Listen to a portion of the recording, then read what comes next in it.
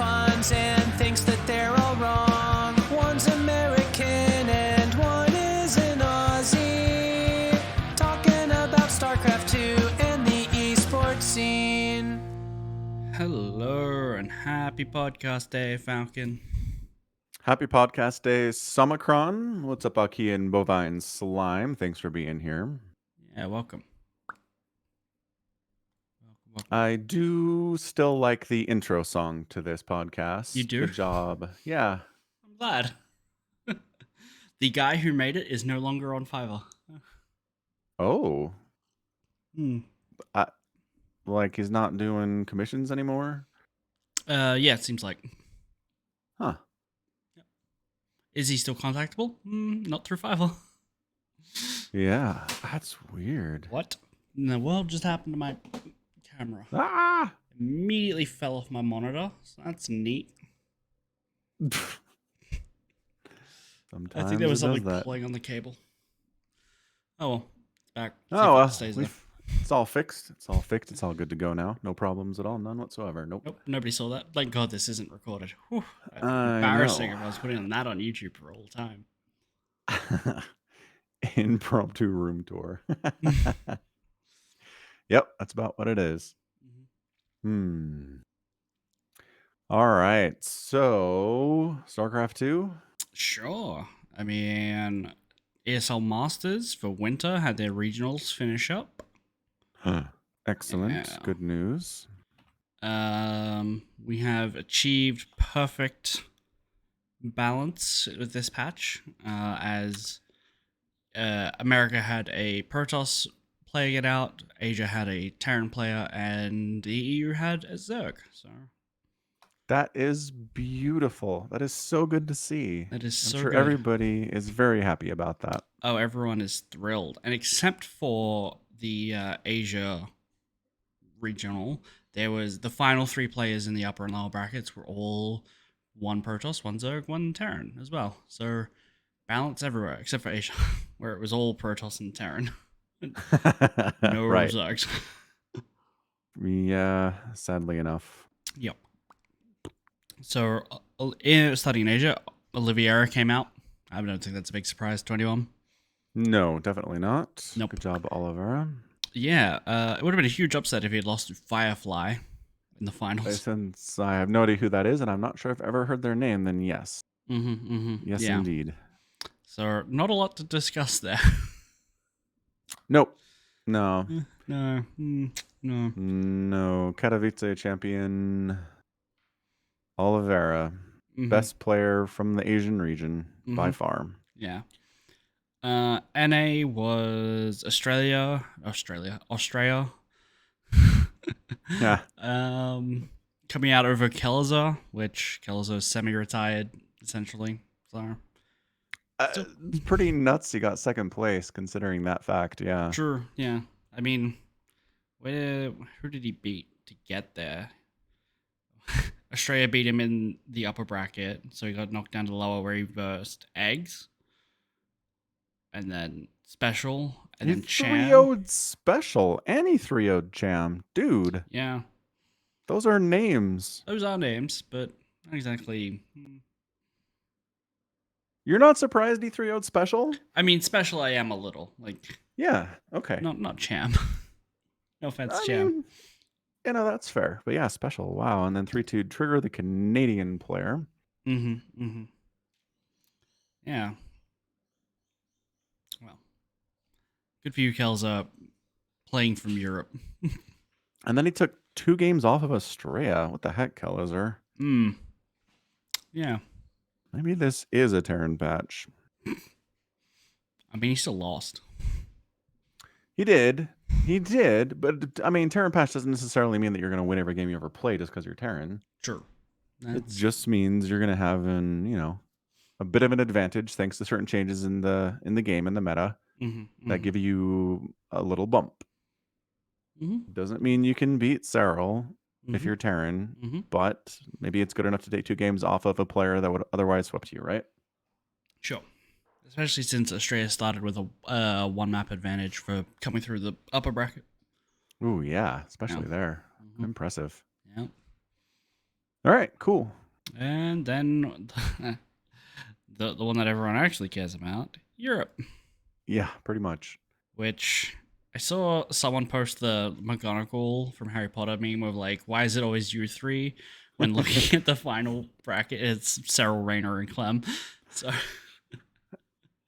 Not wrong. It really is kind of nuts how both Clement and Rayner busted onto the scene around the same time. Very young players and just kind of kept their stranglehold on Europe. And once again, we have Rayner beating Cyril.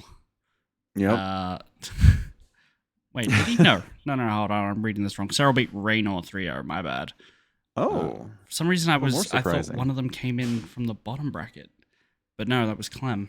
Who did Clem lose to? Oh, Cyril. Okay. Yeah, reasonable. In the semis, and then clawed his way back to the grand finals for basically the same result. Yeah, that's that's a lot of fun.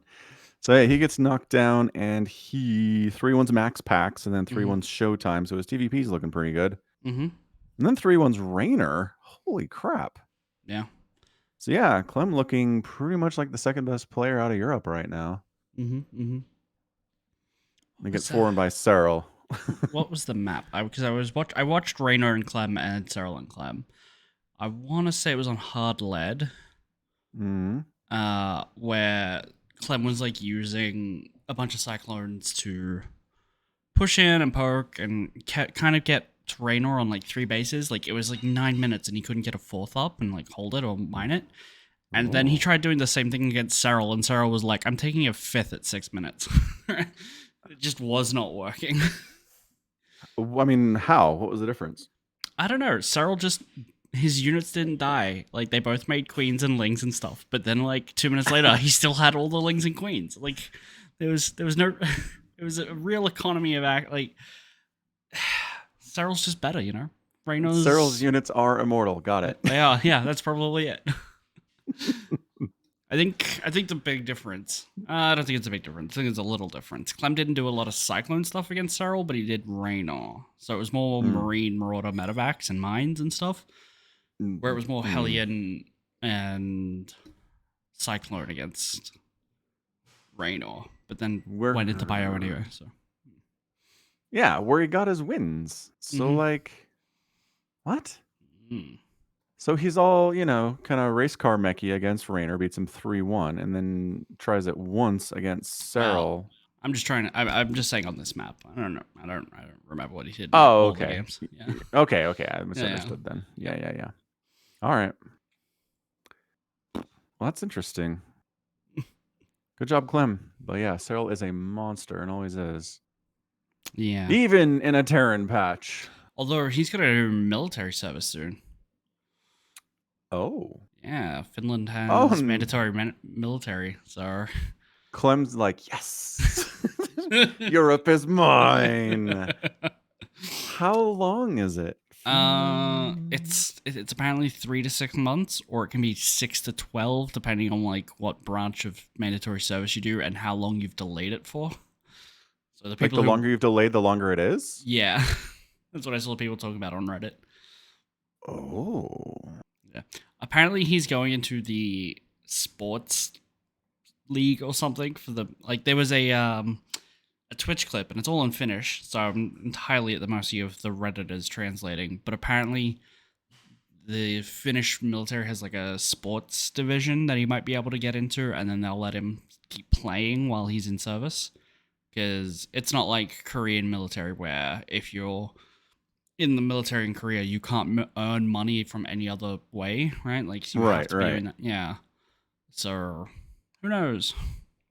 So, it's like a sports section for people who are good at football, then. Yeah. Basically. Huh. Like, hey, come play for the army team. Yeah, Cyril gets in there, and esports is a sport. I guess. Open and closed case. He's met the king or queen because of his esportsy, so I think they'd accommodate it for it in the military, though. Yeah. Okay, cool. So we will have a country recognizing StarCraft as a sport.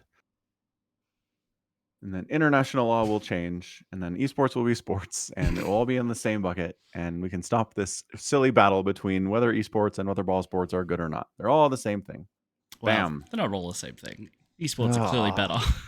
See, this is what I'm talking about. This is what I'm talking about. Mm-hmm. Can we all just get along? It's all No. competition. No. Okay, I know. I try this every once in a while, and it never works. Help me, country of Finland. Help me, king of Finland. Help me get some ammo for this argument. It's the dirty sports ball players. You can't trust them. Oh my god. All right. Okay, so what's next for ESL Winter? What is that step? And when? Let's have a look. So there's the main event, Wait, I no. guess. ESL Winter. Clicked on the main wrong event. thing. Main event. When do these start? Hosts, TBA. Commentators, TBA. Observers, TBA. God, can I just say that whoever was observing for the regionals was falling asleep at the job. There's so many times where they're like, there would be a push that's in like going into the natural and then like up into the ramp into the main, and the camera would just still be on the natural and then slowly move up. And I'm like, we're missing half the fucking fight here, guys. Oh no. It was too bad. It was not good. So yeah, I think this is the one that starts midway through December. So we have to wait some... like another almost a month. Good grief. Well, yeah. 3 weeks? Another 3 weeks. Yeah. But they're all ready to go. Why do we need 3 weeks? Again, you don't have the answer to this. But seriously, what the crap? Apparently, am I looking at this right? There's still open signups to go through. What the hell? What? No, that's impossible. We got our people. We're done. But the main event says participants 4 Protoss, 5 Terra, and 4 Zerg, perfectly balanced. And then open signups, 32 to be determined. So there's still more like qualifiers to get through, I guess, but I can't see where they're coming on. Because normally there's like another tab for like winner stage, open stage, regionals. The open stage, which I assume is what the open qualifiers are, they have 4 brackets, but it doesn't say when or who's playing. Okay, fine, whatever. Nothing cool happens until the 15th. Neat. Yep. Makes me sad, but all right. Yeah. So who are we kind of favoring coming out of here? I mean, anybody besides like obviously Dark, Cyril? No, not Dark. Dark's not playing. Oh. Am I looking at the wrong thing? It says Dark already qualified. Does it have a little 1 next to his name? Yes. You want to read the addendum down there? Dark was already qualified from the Korean regional season. Oh, no, sorry. I swear I saw a Reddit post that was like, he's got his military, so he can't go. But nobody told ESL. Maybe that's for Qatar. Maybe that's for Qatar that I'm thinking. Okay.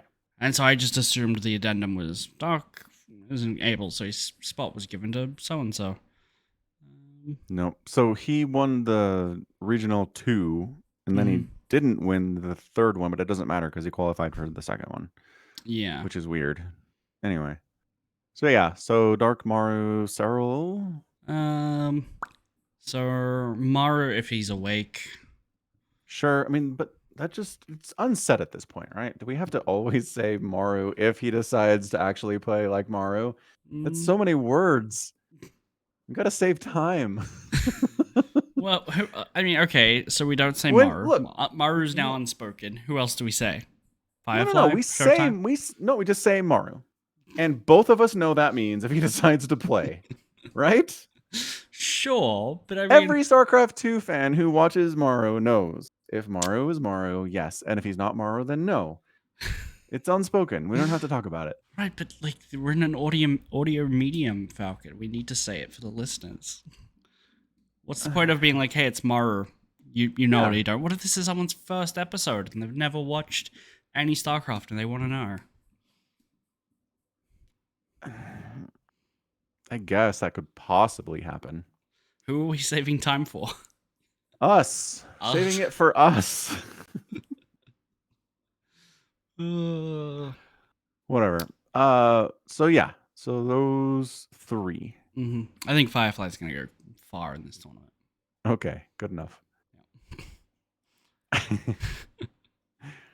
Although I did just cast Dark against Classic, and Classic totally beat him. Really? Yeah, at the Africa World 108. It was nuts. Cool. I don't know. How'd he do it?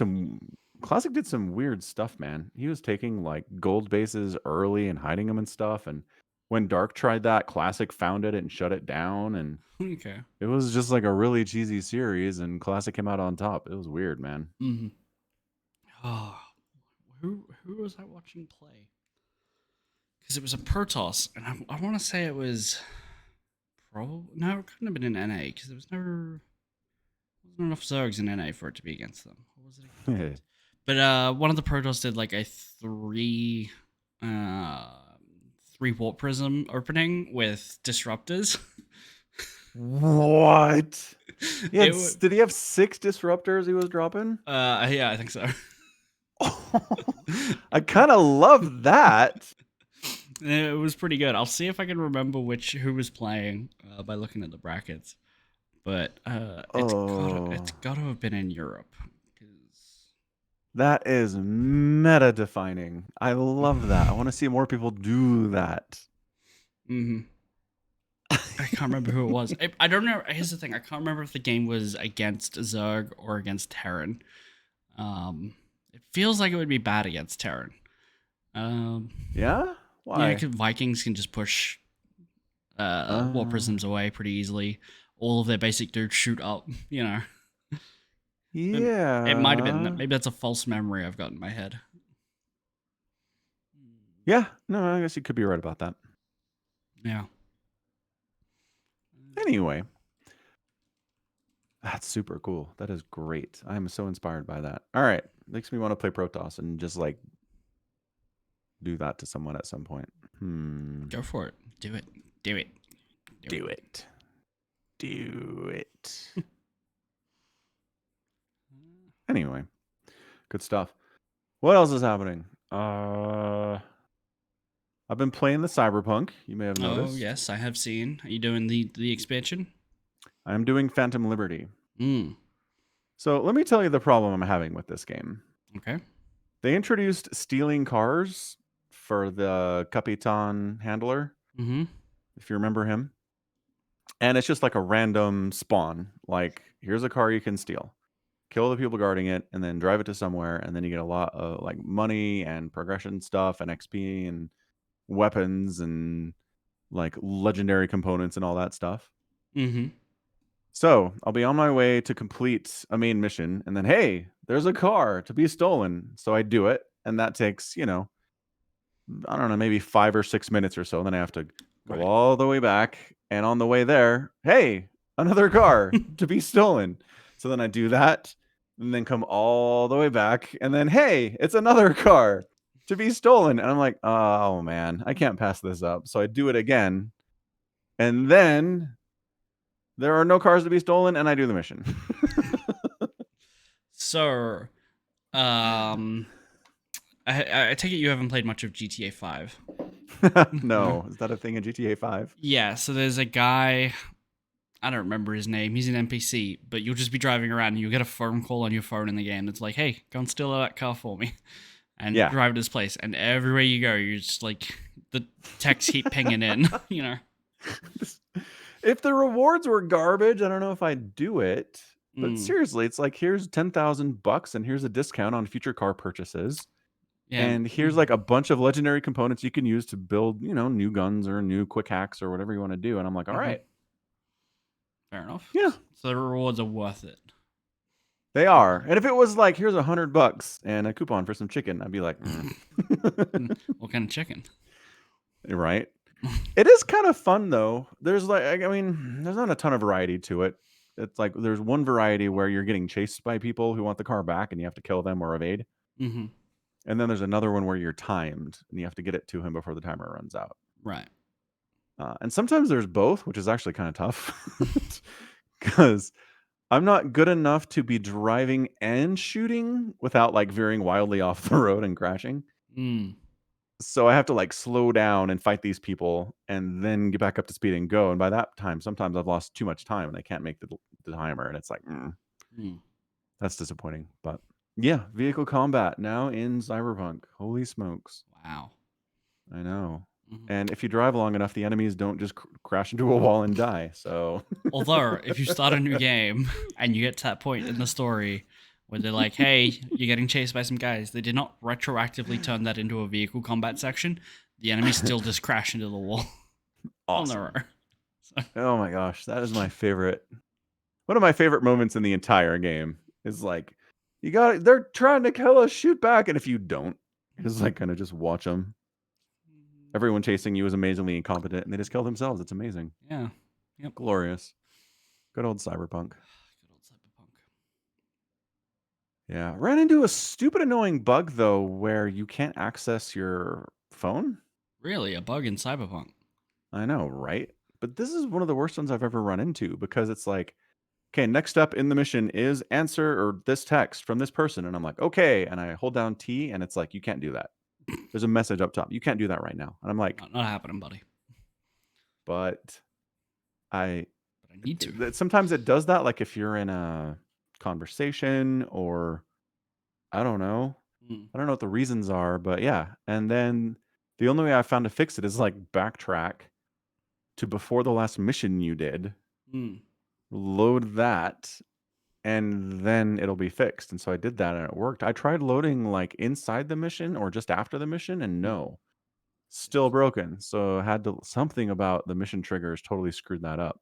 And I'm wondering, it might have had to do with the fact that I was helping this guy get a chip removed from his brain. Okay. So we go into this place and have a shootout with all these scabs. And at the end of it, the dust settles and it looks like he's dead. And I'm like, oh crap. I didn't know he could die. Usually NPCs are pretty resilient in situations like this. I wonder if I killed him. So I picked him up because I didn't know what else to do. And I walked him to the door of the place we were trying to get to. Okay. And put him down and then turned around to go get something else. When I came back, he was standing up and alive. And I was like, whoa. Impressive. And from there, the mission continued normally. But I'm wondering if that broke something. The game was like, something is wrong here. I lost the ability to make any phone calls. Anyway, yeah, good times. Good times in the Cyberpunk. Definitely a buggy game. I've been playing Darktide, and there are 5 difficulty levels, right? Like 1 to 5. What do they? Five being What do they call the hardest one? 5? Damnation. Nice. That's a good name for it. 4 is Heresy, 3 is Malice, and I can't remember what 1 and 2 are since I play them so infrequently. But those are the standard missions, right? And you can get a couple of modifiers on them that are like high intensity shock troop gauntlet, which is just like more specials, right? Yeah. Or there's one that's called like hunting packs, and there's like lots of dogs that like to jump on you. Or ventilation purge where the lights are all out, you know? But you can go to Auric class missions, which are like only tiers 4 and 5, and they have multiple of the modifiers on them. So I was doing a mission that was high intensity, shock troop gauntlet, and lights out. And we had to like restart this manufactorum place that's generating tanks or whatever, like their core's gone out or whatever. We do that. People are dying. It's hell. There's lots of enemies. We're getting on the Valkyrie, which is this like flight ship, right? To like, it's the exit. It's like you get onto the ship. There's a little. You're free. You're free. You're out. You're done. You've won. And my internet goes out. So the game goes, no rewards for you. Oh, how long did it take you to get there? Oh, it's like a 40-minute level. Right? Oh. And here's the thing. I know I'm not particularly good enough to play one of these levels. The only reason I was doing it is there's like an achievement you can get for killing 120 enemies in 10 seconds. And a lot of the guides are like, look, just look for a high intensity level on level 5. They'll spawn enough of the little guys. Take a flamer in, you just like cork and burn and done. You can do it. I didn't get it because it'll pop up mid-level if I did, but a while ago. okay. But, I still, a lot of rewards that I could have gotten for just finishing the level, and finding players good enough to actually get through the level with me is a slog, because it's not a lot. The player pool's not that big. So that sucked, yeah. Yeah, that totally sucks. You Mhm. need better internet, mate. First time it's gone out in a while, though, so, Fair. And it only went out for a minute, because it immediately, the game crashed. I went to its load screen and was like, hey, you got an error code, error 2014. I'm like, okay, let's Google that. And I go to Google and it goes, we can't reach Google. And I'm like, what? Refresh. All right, here you go. And I'm like, oh. So it was out for a second, Gross. Yeah, that is a string of bad luck that I've been having for this weekend. Yesterday, we didn't have any water. Wow. There was a burst pipe just down the road, so there was a handful of houses without water for all day, from 9 a.m. to 9 p.m. That's a long time. How long does it take to fix a pipe? Well, I had to turn off the water, fix the pipe, repave the road, make sure it's working. But I mean, the water's back before you pave the road, right? Well, what if they bust a hole in the pipe while they're paving it? Oh my gosh. There's a Garn video about Australian road workers, right? Yes. Okay. I'm remembering it right now. Yes. Okay, this explains everything. Got it. Thank you, Garn. Surprisingly accurate. But yeah. So I'm like, okay, well, today I need to do my laundry because I couldn't do it yesterday. Just load everything into the washing machine. Go. Guess what I did? Put my headphones through. I was going to say something bad. Yep. Put my headphones through. Yay. Amazing. Not waterproof, I assume. Oh, most certainly not. And then I'm sitting here, I'm playing Dark Tide, and I'm like, man, I keep losing audio. Is it these headphones are also dying, these really lovely Sennheisers that they don't really make anymore, so I can't get replacements if these break. And I keep losing sound, and I'm turning them off and on again, being like, what's going on? Is the cable broken or something? No, it was my dying headphones that went through the wash trying to connect to my PC, being like, hey, give me sound. Please let me connect. I'll be good. That's awesome. Yeah, so that's been great. Die, get out of here. Nobody wants you anymore. You have failed. Oh, it's been rough. A key being pessimist in chat. No, Don't you mean inevitably when they break? I will look after these forever. They will never break. Never go through the washing machine. Well, these ones are big enough I would notice if they were in my pocket, I don't know. Sometimes you're distracted. Sometimes you don't quite. Well, I never put these in my pocket because they're too big. So. Oh, fair. Fair. Man, I've got a pair of Bluetooth earbuds that say that they're waterproof. They're waterproof up to a point. I somehow managed to drop them into a milkshake a couple of weeks ago. Well, that's not water, Falcon. That's milk. They're not milk proof. Sinking into the milkshake, fully submerged in milkshake, right? Fish them out, kind of wipe them down, wash them off. Bam, they've been fine ever since. Oh, fuck you. Milkshake proof earbuds. I don't know how they did it. I was impressed. I don't know about this. I feel like you're lying to me. You're telling me tricks, rubbing it in. No. Well, yours weren't advertised as waterproof. Mine were. So that's the difference. They might be advertised as waterproof. Let me look them up. Oh, okay, fine. I said, are they waterproof? And you're like, no, obviously not. Because I feel like you didn't ask me if mine were. I don't remember that question being erased. Oh, okay. Good thing this isn't being recorded. I mean, let me have a look. Are these waterproof? Noise canceling. 9-hour battery life. They might not be. Oh, hold on. Splash resistant design. Splash splash resistant. So like a washing machine is just sprinkles. like a lot of splashing. Like it. It does do a lot of splashing. It's true. Mm-hmm. That's great. Uh, What good is splash resistant, I guess. I don't know, man. Don't know.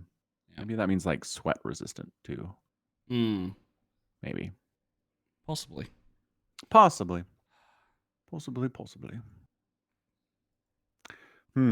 Any other bad luck events in your string? Is that it? I want to say there was something else. And now I just can't remember what it is. I don't know. Oh, my webcam fell off at the start of the podcast. That's true. Yeah. But I mean, mild enough that I don't think I would include it personally. Anyway.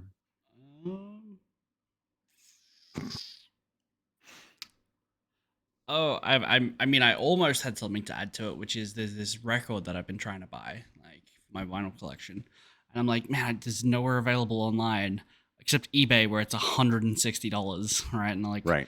I don't want to pay $160, and I'm looking at it, I'm like, oh, I really like this record though. I really like the album. It's so good. Like my hand is hovering over the buy button, and then I get an email that the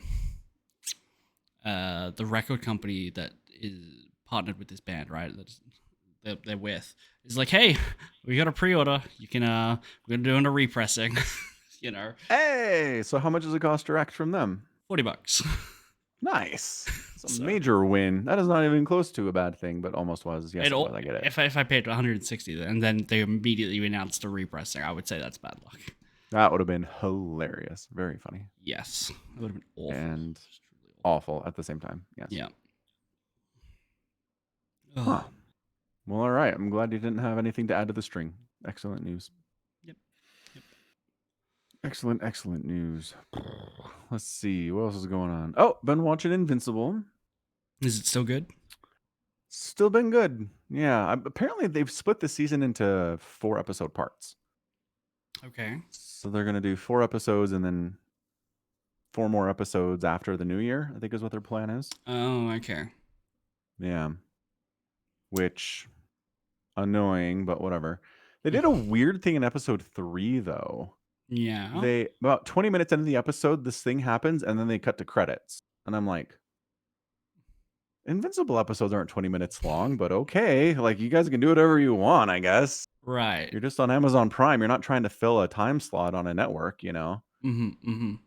So it does, like, 2 screens of names and then flips back into the show, and then there's 40 more minutes of show. And I'm like... So it was just like a fake out roll the credits kind of bit. Yeah. Like, I've seen other places do that, but they're usually not like serialized productions, like maintain content creation. It's not like you wouldn't expect that on a TV, you know? I expect that out of like Let's Players who are like, yep, that's the video, roll the credits, and then they do, and then it's like roll it back, right? Jokes, It doesn't, or maybe like Deadpool.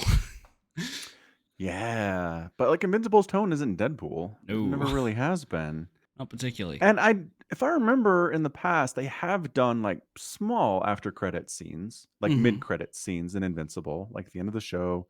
Then like here's a minute of a scene, and then back to credits, and we're done. Right? So that's why I was like, this is normal for Invincible, but then just kept going and going and going and going for the second part, and I was like, all right, that's one way to do it, I guess. Huh. So what was the inciting issue, like the thing that made him go, all right, roll the credits? Like what happened? Well, remember Alan the alien who shows up, and he was supposed to find Urath, but he accidentally ended up at Earth instead? Sure, yeah. Okay. So it gives his backstory to start this episode. Like he's from a race of people, people who are conquered by the Viltrumites. Yep. And some of them escaped and are hiding on a planet, and they tried to develop a super soldier that could stand up to the Viltrumites. All right. And so Alan is the closest they came to it. Like he's very, very, very strong enough to defeat most anything, but he still can't handle a Viltrumite one-on-one. Like still gets his ass beat. Right. So his job is to go find someone who can.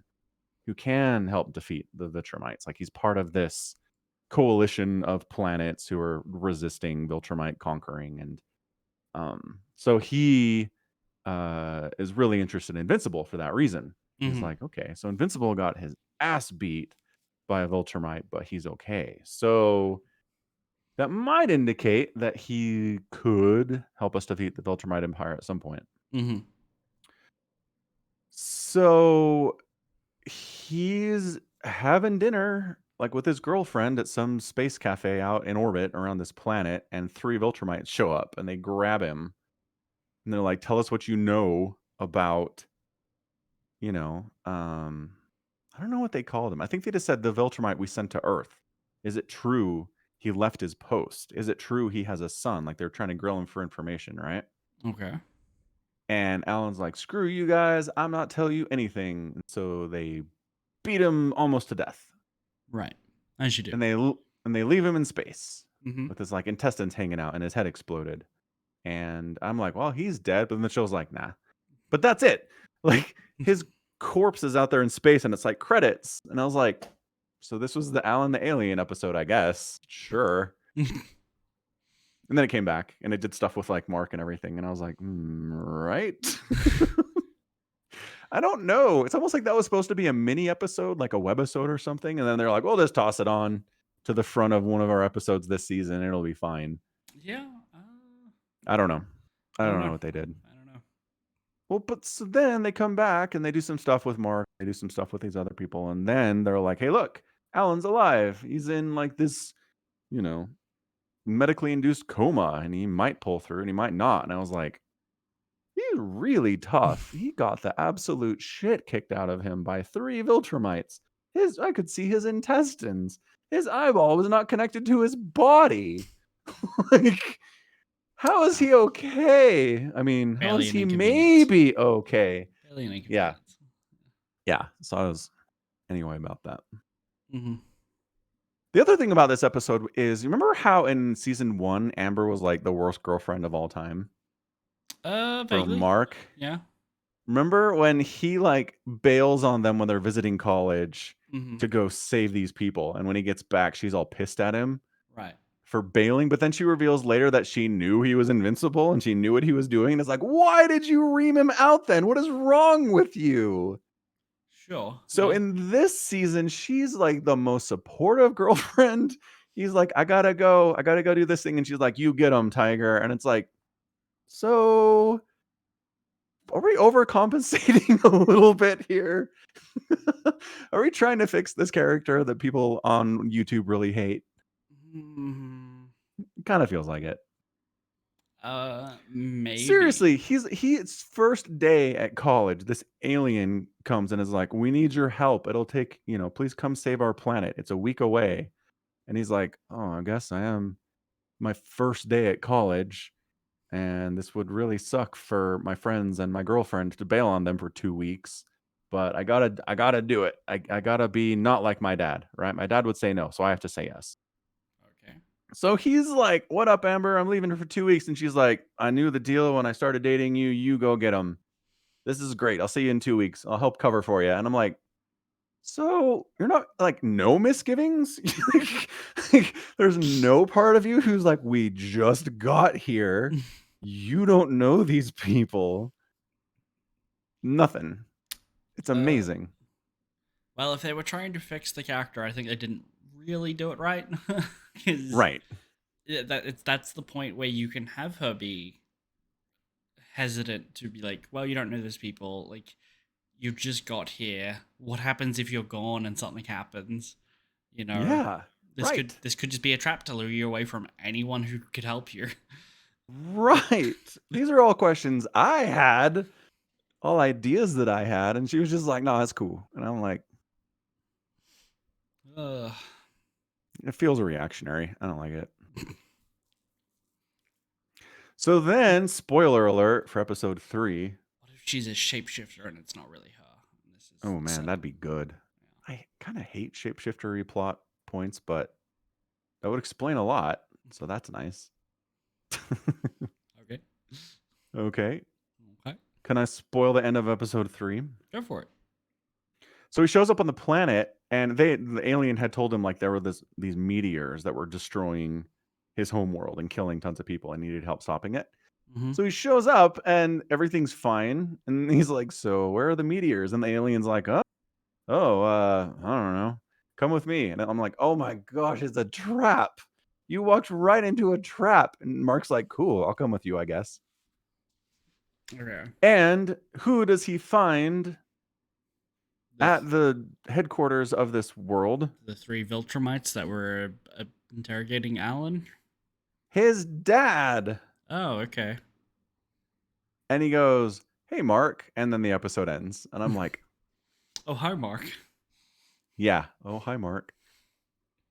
So it's interesting because we now know, one, when he flew away from Earth, he didn't go back to the Viltrumite because they don't know where he is. Mm-hmm. And apparently he's just been hanging out on this random planet with like insect people for the last 6 months, doing who knows what. And then it finally decides to trick his son into coming and having a talk with him. Mm. It's very weird. Very strange. Yeah. Well, okay. So we'll see. Yeah. I am curious to see what Omni-Man says, because it's very clear that he's at war with his Viltrumite heritage and the love that he feels for his son. Right. Right? And so I'm curious to see if he's made any progress with that. Maybe. He has to have made some progress one way or the other. Mm. Like, either he's like, "I'm conquering Earth even if you disapprove, screw you," or he's like, "I've decided I love you more than I'm loyal to my people. Let's help resist," you know? Or maybe somewhere in between. Right.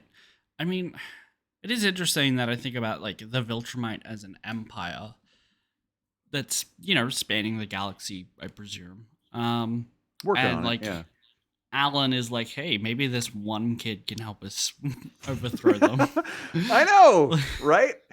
Part of it is they do a pretty good job expressing how desperate anybody who's trying to resist the empire is. Right. Because it's like anything we can possibly get, we'll take. Yeah. Because you're right. I mean, the Viltrumites, we don't know how many are left after they battle royale themselves into the strongest and greatest. Right. But is that really an empire at that point? Like, who are they? How many? Give us some numbers. Give us logistics. How are they winning their wars? Yeah. Is it just pure coincidence that the entire galaxy that they've conquered so far, they've just never found anything that couldn't beat one of them? What happens if they do? Do they have to then pull everyone back, give up half the galaxy to go fight one race of people who can kill them? Right. I don't know. Maybe you just leave those guys alone, expand elsewhere. The Right, galaxy's a really big place. Right, but what if they come looking for you? That is a concern for sure. See, that's why they send one in advance to secretly observe and figure out what's going on. Right. I mean, that really works for like Omni-Man, who looks human. He can, blend in with the humans. No, yeah. I mean, that's super convenient, obviously, for the story, right? Right. But I don't know. You could show up on a world of insect people and be like, "I'm here to help solve your problems. Let's do some cool stuff," right? And then you help them a whole bunch, and they're not going to suspect that you're from a conquering alien race. Sure. Yeah, that's true. Yeah. Excuse me. But yeah, I'm with you. I would appreciate the story being more clear about how many Viltrumites there are. Because if there's like 50, I don't know how they're doing this. I know they're really strong, but space is big. Space is big. You can't really keep a handle on, more than a few planets with 50. And those planets are going to be close to each other as well. Right. Ugh. I mean, at some level, the threat of "I'm coming back in a month" might be enough to keep things under control, but I don't know. I don't know. It might be. I can't help but compare this to Warhammer, because there's obviously a person who went around the entire galaxy and conquered it, but the Emperor didn't do it by himself. Right. He had, Space Marine legions and the human armies and, tactics other than just one man unstoppable superheroes, or villains in this case. But like Space Marines. yeah, the Space Marines. Like there's the Night Lords who were a legion who just went and flayed everyone on the planets. Like that's how they conquered them. They like, hey, here we've captured your like king or your planetary governor or whatever. Here's his screams. We're gonna blast throughout the entire planet over every speaker while we, rampage and slaughter and do all that stuff.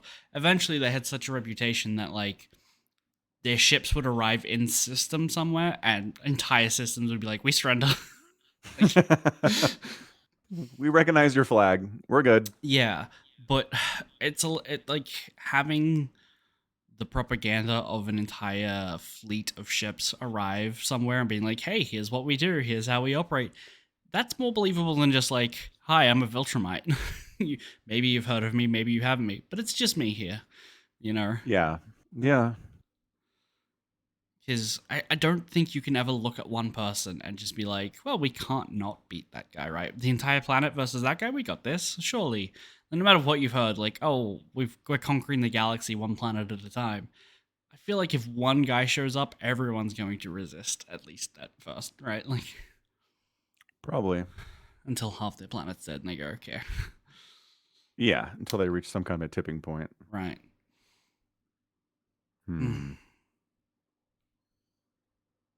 Yeah, and I mean, kind of related. Why did it take Omni-Man 15 plus years to figure out that like Earth could be conquered?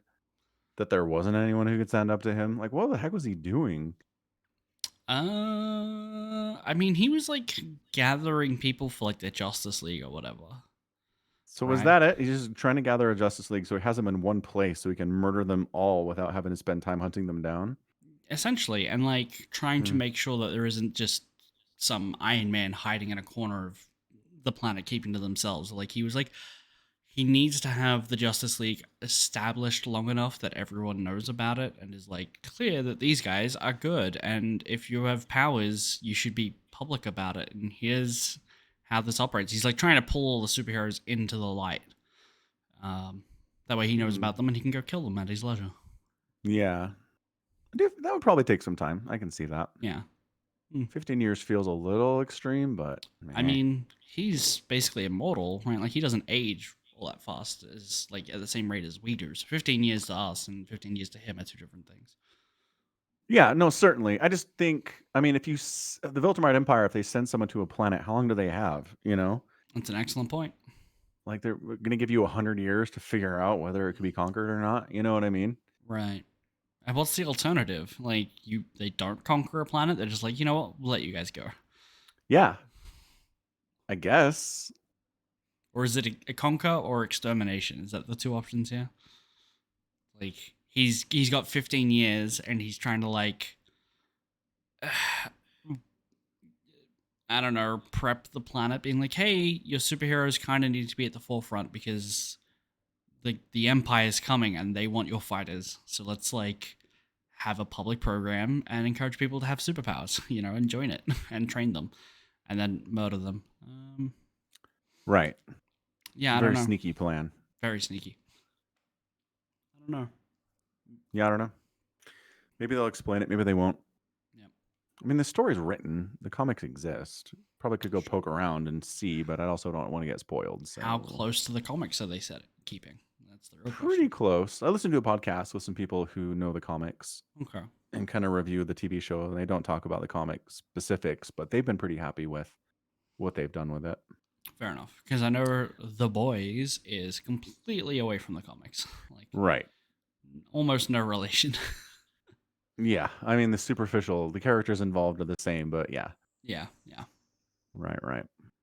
Considering how The Boys season 3 ended, I don't know if that's a good thing, but whatever.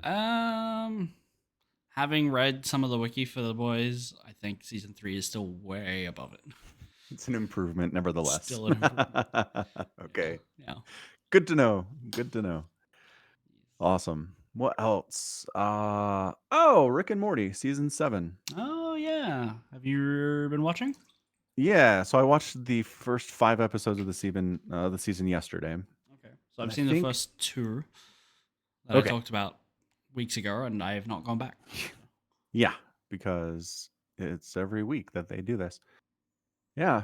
Replacing Justin Roiland really doesn't seem to have been a big deal. Like I think Mm-hmm. whoever they got is nailing it. At Okay. no point is my brain like that's not Rick and that's not Morty. That's Mm-hmm. not, you know, Right. Mr. Poopy Butthole. That's not Still not whoever they do. An approximation of what Roiland can do. So right. Right. yeah.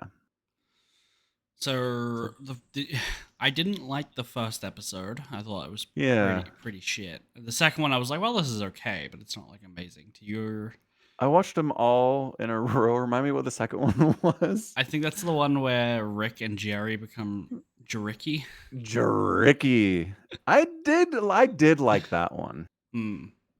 I just anything that I don't know, anything that explores the psyche of the characters in a way like that and kind of just pokes Mm-hmm. at what makes them the way that they are and how they could be different. I always find that pretty interesting. See, I really liked that about it up until later. They're like, okay, well, I guess we can go back to our first plan of how to like fix this, and it's just like human centipeding them. And I was like, okay, well, that's just stupid. Like it was really funny until they decided to merge into one body as well. Yeah. Well, isn't the implication that like some subconscious of Rick's did that and that the actual Jerry and Rick did not want that to happen and they were trapped? It's been a month since I watched them, so maybe. Because at the end of the episode, something happens. Like Jerry hits his head on the garage door or something, and it like shocks him back into Oh, like yes. Jerry, and he's like, "Ah, help! We're trapped! Trapped. Get us out of here!" Some like subconscious routine of Rick decided to do this and like took over and is like in charge now. Right. So yeah, I don't think it's what they wanted as much as something got hijacked along the way, and then they were human centipede. Yeah, I Yeah. don't know. I just really like how for some reason half Jerry, half Rick turns into someone who's actually pretty happy about their life and they're satisfied with who they are. And yeah, I just kept thinking about it the whole time. Like, okay, so what aspects of Jerry are working here, and what aspects of Rick are working here, and what's being suppressed, and what's being allowed to come to the surface in that situation, you know? Mm, Because at the end they have a fight after they get separated. They're yelling at each other because, of course. right. And Jerry like makes some comment about how you're just mad because once you had some integrity, you were a happier person. So Jerry thinks his integrity was a big part of what made that combination work, but Jerry's an idiot. So, so yeah. So I don't I know if that's no supposed to be idea. accurate or not. Absolutely Yeah. clear. Yeah. Right. And the show's interested in asking the question and Yeah. Mm-hmm. putting forth a hypothesis, but they're not really interested in delving any deeper than that. Mm-hmm. Mm-hmm. Yeah. Anyway, good stuff. Man, so you know how there's the season-long story arc of Rick trying to find the Rick that killed his wife, Sure. and evil Morty is out there somewhere? Uh-huh. That's coming up. Oh, okay. If you have any interest. Yep. Okay. I mean, a little bit, but like, so spoilers for like the last season, which is basically Morty finds a way to escape the universes that Ricks are in, Yep. and that makes him the evil Rick. But I kind of only care if our Rick and Morty care, right? Like, I don't want to see them chasing down a Morty just cause, like I don't want them to like shoehorn in that characters who don't care about something are now about to care intensely. It's like swapping the woman in Invincible's opinions about Invincible being a hero. It's like I don't really care. Like Rick cares intensely about finding the Rick who killed his wife. Okay, I'm good on that. But the Morty thing, I'm not sure anyone cares about, and if they have to like suddenly do a 180 to do it, and they're just like grabbing that because it's a popular story point from the last season, and they're like, well, how can we sell this season with like that Justin Roiland? You know, yeah, I'm just concerned. Are you saying it's good, like what's coming, or is it? It's good. It's good. I'm just telling you that concern is unfounded. There's Okay. nothing like that at all. So Okay. yeah, I mean, it's good. The writing staff for this show, I don't want to say it's like the best writers for TV right now, because there are a lot of other amazing shows out there. Mm-hmm. But as far as shows that are willing to just come up with a crazy idea and pursue it seriously and kind of see where it takes them and make it work within the framework of a 25-minute episode, they're the best at it. Okay. Just every episode this season's like, what if this? And then they You're- nail it. And I'm like, okay. You're really hyping this up. If it's bad now, I'm gonna like. If it's even if it's just okay, I'm just gonna be stone faced watching it. You realize this, right? I'm gonna be like, I guess that was okay, but it's not like laugh out loud funny, you know? Or It's not okay. I'm not saying they're the funniest writers. well, no. I mean, I would say Rick and Morty is partly a comedy show, right? Like, Yes. so if you're saying they're the best writers in their genres. They have to be able to make me laugh as one of the things, right? Like, I'll rephrase that. If they're like, okay, well, here's this thing that's gonna make you think about the id and psyche of man, and I go, well, I guess it did, but I'm kind of done thinking about it. You know, I just stone faced, no enjoyment. You're hyping it up too much. Turn it down a little. Okay. Yeah. Okay. I mean, I wasn't busting a gut the whole time. I definitely laughed at certain things. I'm just saying. All right. Okay. I mean, I'm gonna watch it, so we'll talk about it next week, I guess. All right, fair enough. We'll do it. So I We'll actually have not been watching Goblin Slayer because there was not enough goblin slaying going on. So consider that a dropped show for this season. Which again, I just want to say, all you have to do is kill goblins. This is not a difficult show. Right. Yep. So, all right.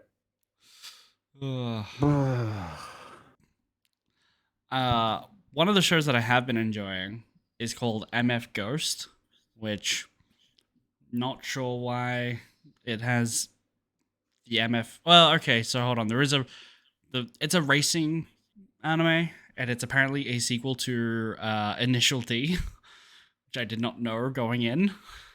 I don't think I know what an Initial D is. You don't know what an Initial D is? It's the drifting anime from like the 90s with Eurobeat.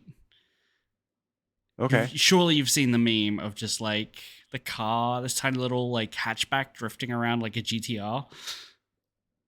I don't think so. Jesus, that's like it's huge anime internet memery. Okay, like from the 80s, 90s, 90s, I want to say. Yeah. Initial D, first stage. It has an 8.3 on my anime list, right? Like it's hugely popular, hugely successful. When did it air? 1998. Yeah. Barely 90s, yeah. That's I don't know anything about Initial D at all. So it's just a racing anime, and that's basically all you need to know. It's like they race on roads. That's kind of it. I mean, that's kind of all you need.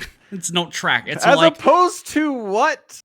As opposed to on circuits. Like it's like street a racing track. It's right. Street racing. Got it. Right. Except where we're going, we won't need roads. That's or that has nothing to do with a different thing. That's Back to the Future. I know. Okay, talking about a flying car.